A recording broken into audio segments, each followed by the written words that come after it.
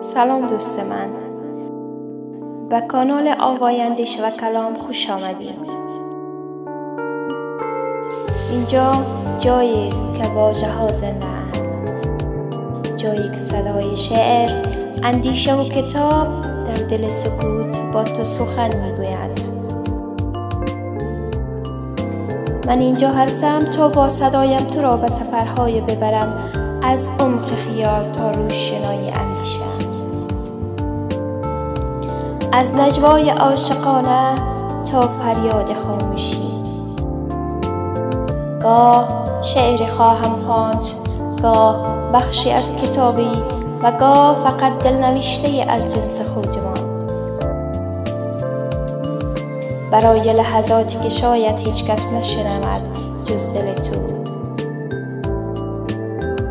و حالا بگذار اولین صدای این آوا شعر کوتاه باشد از سهراب سپهری که می گفت: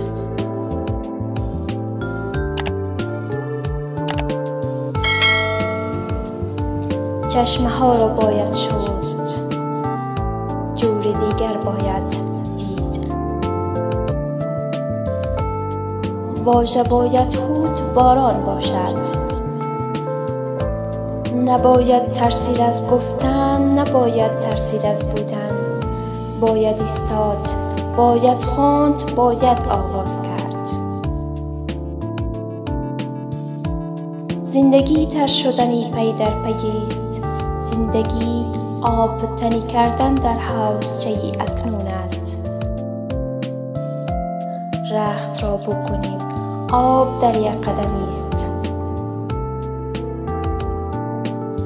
جهان سپاس دوستان گرامی، چینل ما را سابسکرایب نموده با پیشنهادات و نظریات نیکتان ما را همکاری کنید.